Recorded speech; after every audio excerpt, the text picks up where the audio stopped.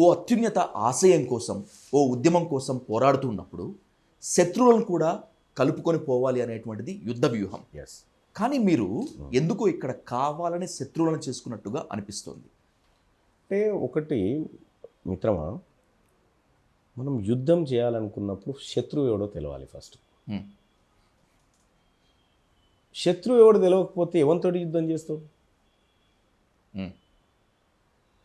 అదేదో సినిమాలో అది ఎవంది వాడు కొట్టుకున్నట్టు ఇట్లా ఇట్లా కొట్టుకుంటారు కదా, హ్మ్.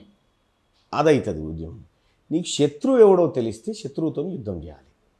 నీకు శత్రువే తెలియకపోతే ఈ తెలంగాణ బీసీ సమాజానికి శత్రువు ఎవడో చెప్పిన నేను. హ్మ్.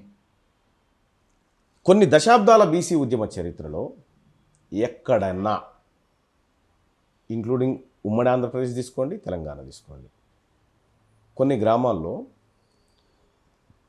గ్రామ పెద్దలు అప్పర్ క్యాస్ట్ వాళ్ళు గౌడ్స్ను వెలేసిరు, రజకులను గ్రామ బహిష్కరణ చేసిరు, ఎస్సీలను చేసిరు, ముదిరాజులను చేసిరు. కానీ ఇంత పెద్ద హిస్టరీ ఉన్న ఈ చరిత్రలో రెడ్లను ఎవరైనా బహిష్కరణ చేసిరా? చేయలేదు. చేసిరా? ఎందుకు చేయలేదు?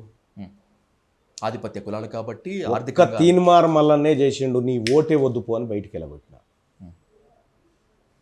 నీ ఓటే వద్దు పో అని చెప్పి బయటికి వెళ్ళగ. ఎందుకంటే నీ ఓట్లు గివ్వే. 4 ఓట్లతో వార్డు మెంబర్ కూడా కాలేము నీ ఓట్లతో.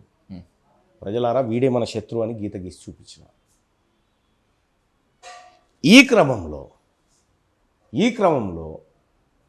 అందులో ఉన్న పెట్టుబడిదారులు, అగ్రవర్ణాల్లో ఉన్న పేదలు కాదు, అందులో ఉన్న పెట్టుబడిదారులు సహజంగానే వాళ్ళ పవర్ పోతున్నప్పుడు, సహజంగానే వాళ్ళు లూటీ చేసినటువంటి సంపద మీద బీసీలు దాడి చేస్తారనేటువంటి ఆలోచన వచ్చినప్పుడు శత్రువుగా మారకపోతే మిత్రుడు ఎట్లయితాడు?